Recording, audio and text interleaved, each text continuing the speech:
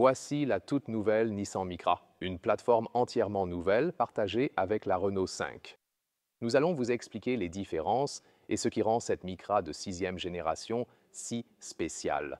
Et elle s'inspire même de la célèbre 3e génération, comme ici avec les phares ronds revenant un peu aux origines.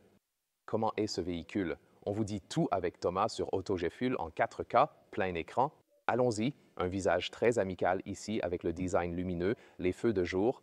C'est également là que les clignotants apparaissent, par exemple, et le bleu authentique est la couleur du jour. Plusieurs couleurs sont disponibles. Avec ce toit contrasté, encore plus de combinaisons. Un capot à la forme arrondie rappelle une fois de plus la 3e génération de la Nissan Micra, très appréciée par ses nombreux fans à travers le monde entier. Si l'on observe le profil latéral, on constate, bien que l'avant diffère nettement de la Renault 5, les dimensions et la silhouette restent assez similaires, voire proches. 3,97 mètres, soit 156 pouces, 6 cm ou 2 pouces de plus que la Renault 5. C'est principalement le spoiler, le surplomb, etc. Et ce véhicule présente des détails très intéressants. Sur notre chaîne, on est entièrement axé sur les détails. Par exemple, cette ligne qui démarre au niveau des phares à l'avant, puis elle s'étend tout droit, horizontalement, comme une glace, vous voyez ce que je veux dire? Ensuite, tu prends une boule et tu suis cette ligne tout du long, vous savez, comme quand la glace vient d'être préparée, et puis tu la serres en gros, c'est vraiment sympa. C'est exactement ce à quoi j'ai pensé avec ce design. Les passages de roues sont en noir brillant plutôt qu'en mat pour une apparence plus haut de gamme. Ici aussi toujours des jantes de 18 pouces. J'aime bien celle-ci en aluminium. Les jantes de base de 18 pouces commenceraient avec un enjoliveur et puis il y a des jantes en acier derrière. Plus de détails intéressants, c'est ce dont parle notre chaîne ici. Vous voyez ici comme les 2 lignes verticales et les 3 lignes horizontales, c'est quand vous le prononcez en japonais, Nissan, c'est très intéressant. Nos spectateurs japonais le sauront probablement ou le comprendront encore mieux, mais ils essaient aussi de mettre ces petits détails ici pour être encore plus plaisants. Et voici également le câble de charge, car c'est un petit véhicule électrique, charge AC 11 kW, charge DC 80 kW ou 100 kW, donc la batterie plus grande permet aussi une charge légèrement plus rapide. Les 2 batteries atteignent 80% de charge en environ 30 minutes. Vous avez le choix entre 40 kWh ou 52 kWh. Cela impacte directement la puissance en chevaux. Ainsi, la batterie plus petite délivre 120 chevaux, tandis que la version plus grosse atteint 150 chevaux. Les chiffres d'accélération, 8 ou 9 secondes, puis 9 secondes pour la version un peu moins puissante. Toujours traction avant, au fait, et ici, ce dernier pilier très intéressant, c'est une zone très solide. Les portes arrière sont fixées ici, on les ouvre avec cette poignée cachée, et ces feux arrière très uniques. C'est également ici que le clignotant ou les feux de détresse se déclenchent, en réalité. Et c'est très intéressant qu'il y ait de la couleur de carrosserie à l'intérieur du feu arrière. C'est une caractéristique très très rare que nous voyons là, en effet. Oui, et du côté technologique, sous tout ce que vous pouvez observer là-bas, sous le capot pour ainsi dire, celui-ci possède un essieu arrière multilink, ce qui n'est, vous savez, pas si courant pour un véhicule de cette taille. Cela garantit une conduite dynamique tout en offrant un certain confort. Donc en effet, d'un point de vue design, ils l'ont fait assez différemment de la Renault 5. La batterie, la longueur et tout ça, c'est plutôt similaire. Voyons ensemble si elle dispose d'un coffre avant ou non, ce serait vraiment intéressant à voir. Et voilà, comme la Renault 5, elle n'a pas de coffre avant. Un chargeur est là pour la batterie 12 volts afin d'éviter une panne ici dans le studio. Il y a de l'amortissement ici. Nissan dit qu'elle a aussi des mesures spéciales pour être silencieuse sur l'autoroute. Nous avons récemment testé la Renault R4 à haute vitesse sur autoroute. L'isolation phonique par rapport à la route était excellente, mais on notait quelques bruits de vent au-delà de 120 km à l'heure. C'était un peu le problème. Nous vous tiendrons au courant pour ce véhicule quand nous pourrons le conduire pour vous. La pompe à chaleur est de série dans toutes les versions, qu'il s'agisse d'une finition basique ou haut de gamme. Elle sera produite en Europe, plus précisément à l'usine Renault en France, comme vous pouvez l'imaginer. Voici la clé ou cette carte clé. un design typiquement Renault. Bien qu'elle ne soit pas très sophistiquée en apparence, elle a l'avantage d'être légère, fine et de disparaître facilement dans la poche. Quant au son de fermeture des portes, il est assez caractéristique. Rien de particulièrement spécial, mais peut-être un peu mieux qu'avec le Renault R4 électrique, pas sûr. Qu'en pensez-vous les gars? Ici, au fait, ce montant B, il est en noir brillant en ce moment. Dans la version haut de gamme, c'est du noir brillant. En bas de gamme, par contre, c'est du noir mat comme ça. Donc, une différence de finition extérieure à l'intérieur des portes, une surface dure, c'est un peu structuré. En finition sportive, ici, on y découvre un simili-cuir bleu. Ici, à l'intérieur des portes, c'est trop dur pour le coude, ça devrait être plus doux. Intéressant pour l'intérieur, volant à fond plat perforé, matériaux sans produit animal, mais haut de gamme, construction solide. Vrai bouton sur le volant, gauche pour le régulateur, droite pour les instruments numériques. Sélecteur de mode de conduite très intéressant. Je note ces chiffres car en mode éco, vous avez 67 chevaux et 110 km/h maximum en mode éco. Seul ce mode réduit vraiment la puissance. En version haut de gamme, vous avez 150 chevaux en mode sport ou confort. J'ai conduit la R4 récemment en mode éco.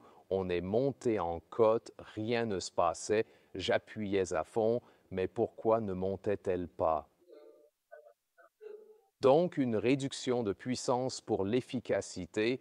La plupart du temps, vous serez en mode confort et parfois en mode sport pour lâcher les chevaux. Les modes font la différence. Oh Léa, attention à l'escalier, ça semble dangereux. Hmm.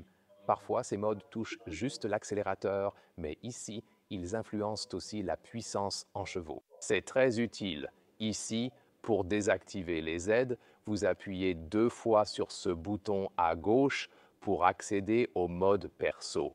Tu peux ajuster les systèmes à tes préférences. La plupart sont obligatoires, mais tu peux désactiver par exemple l'alerte de vitesse ou l'aide au maintien de voie. En mode perso, tout est activé en 2 clics, c'est vraiment pratique.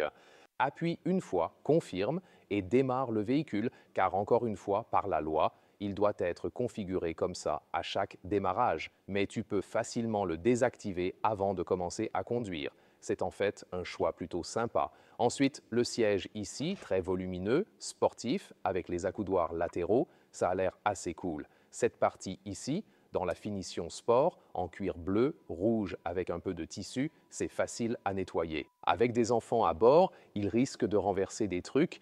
Elles sont plus aérées grâce au tissu. Jetons un œil à l'intérieur en tissu bleu.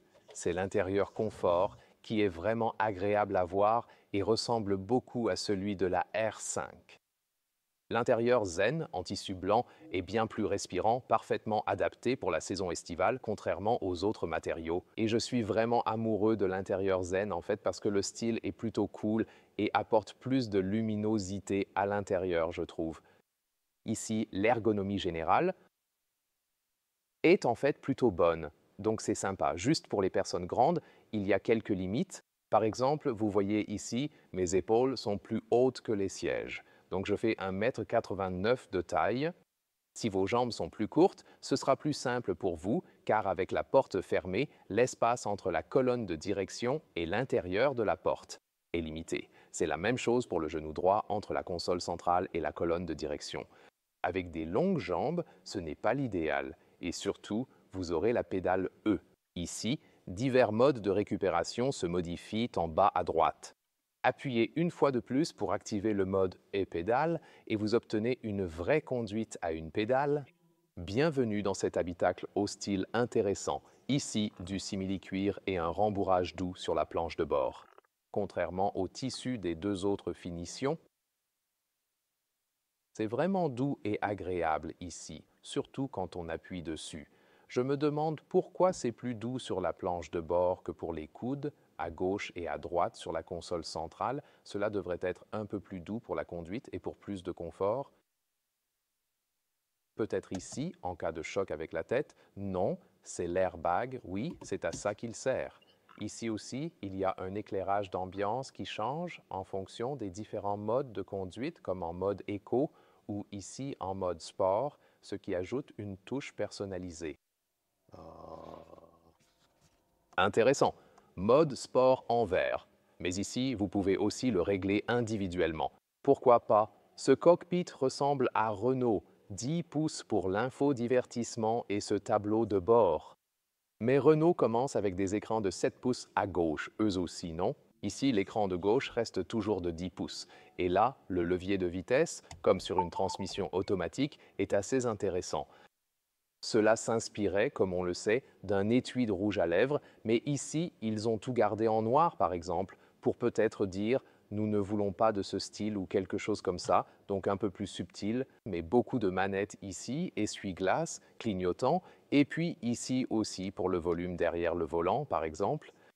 Examinons maintenant la boîte à gants. Elle est bien amortie et vraiment très spacieuse. Ça n'en a pas l'air, mais elle est en fait plutôt spacieuse. La console centrale, ici. À l'avant, nous avons de nouveau le mont Fuji. Nous le verrons aussi bientôt dans le coffre, comme une e-stack du mont Fuji, charge inductive mais non ventilée, 2 chargeurs USB-C. Et là, tu tires pour le frein de stationnement électrique. Ensuite, on a une séparation ici pour les porte-gobelets. Ce n'est pas adaptatif. Ici, ça pourrait être plus souple. Un peu d'espace en dessous.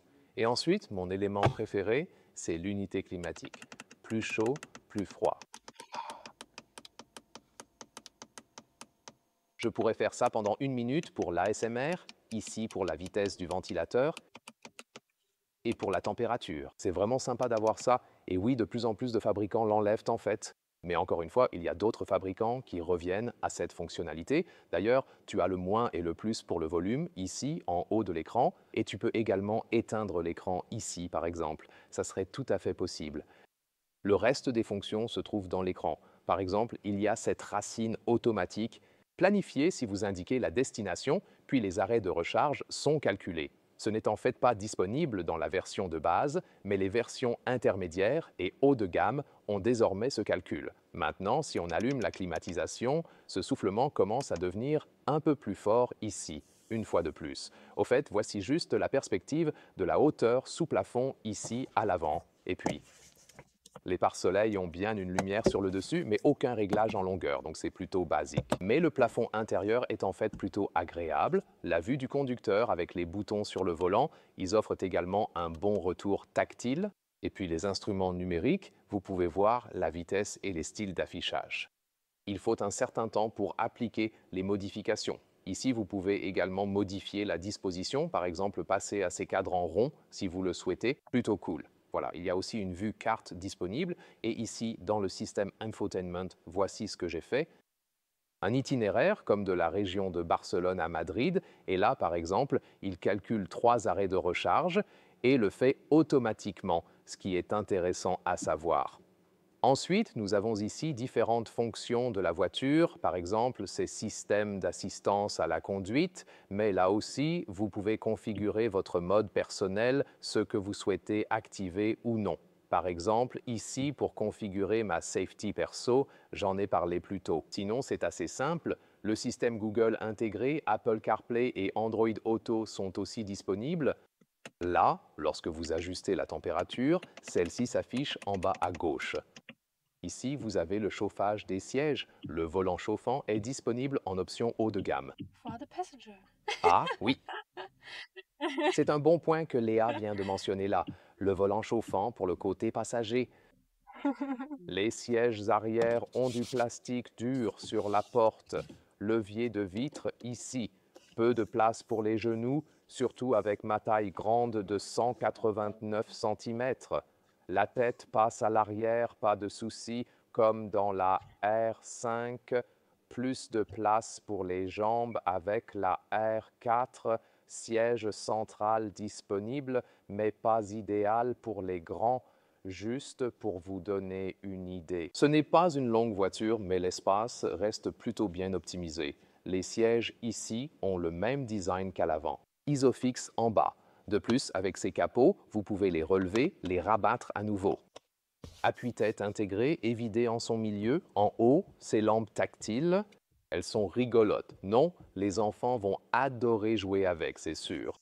Ici, tu pourrais avancer un peu le siège passager. Ensuite, tu pourrais t'asseoir là comme avec 4 adultes, peut-être avec 3 grands elfes ou quelque chose comme ça. Et magnifique comment la partie supérieure des sièges a encore ce motif ici. Donc j'aime vraiment ces détails, tu sais, donc cette attention aux détails, c'est ce que nous avons déjà vu avec les Renault et c'est vraiment ce qui donne vie à ce véhicule. Nous allons vérifier le coffre qui est de 330 litres. Et oh, Léa me montre, j'ai oublié la chose la plus importante ici, la typique règle auto-gefühl. Et ici, c'est très intéressant. Regardez ces feux arrière ici quand j'ouvre le haillon maintenant.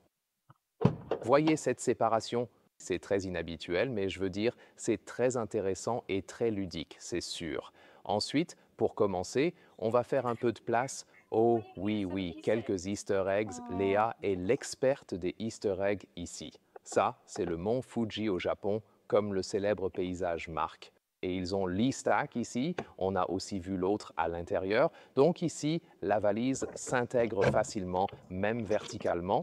Et on peut se faire de la place ici en haut, comme ça et comme ça. Celui-ci, j'ai déjà plié une partie à cet endroit. C'est plus simple à faire dans la Nissan Micra, car dans la Renault, on a ces points qui gênent un peu la manipulation. Tu dois appuyer là-dedans. Ceux-ci sont plus faciles à tirer en pliant ça. Ici, la largeur fait environ 1 mètre ou 40 pouces. La longueur normale du coffre à cet endroit est d'environ presque 60 cm, soit 23 pouces. Et puis, la hauteur à cet endroit est d'environ 80 cm, ce qui équivaut à 32 pouces, et la longueur jusqu'au siège avant mesure ici approximativement 53 pouces, soit 1,35 m. Ce siège avant ici ne peut pas se rabattre complètement à plat, contrairement à la R4 vue récemment. Donc c'est aussi une différence. Et ici en dessous, c'est également intéressant. Nous avons un petit espace de rangement ici. Et c'est ici, par exemple, qu'il dissimule l'adaptateur V2L qui sert à charger des équipements extérieurs via la prise située à l'avant. C'est aussi bien qu'il ait cette fonctionnalité. Et n'oublions pas, dans la partie de Léa aujourd'hui, elle peut nous en montrer davantage sur cet adaptateur véhicule vers charge. C'est en fait très simple à utiliser. Quand vous voulez charger quelque chose depuis une prise domestique standard à l'extérieur, il suffit de le brancher ici. Et voilà, on le connecte là, puis il faut l'activer en appuyant sur le bouton en haut. On a aussi, oui, pour le moment, la voiture n'est pas prête pour cela. Ah, voilà, maintenant ça clignote en vert. Et ensuite, vous pouvez brancher à peu près tout ce que vous voulez. Qu'est-ce que tu brancherais là-dedans? You know what? Elle y brancherait un séchoir de cheveux, bien sûr, oui. Vitesse max, 150 km/h, soit environ 90 miles par heure, ouais. Et si vous roulez encore plus vite, l'autonomie va, vous savez, diminuer de manière significative. Quelle est l'autonomie réelle? Tout dépend de votre conduite. En ville, on a fait le test avec la Renault R4. Un avis arrive bientôt. La consommation reste faible. Sur autoroute, elle augmente considérablement, mais l'autonomie est d'environ 300 km selon l'usage. Pour le prix, la Renault 5 va de 25 000 € à 37 000 €, version haut de gamme, grosse batterie. Et bien que les prix officiels pour ceux-ci ne soient pas encore fixés, ils se situeront probablement dans cette fourchette également. Et c'est très important que vous alliez découvrir dès maintenant la Renault 5 et la Hyundai Inster.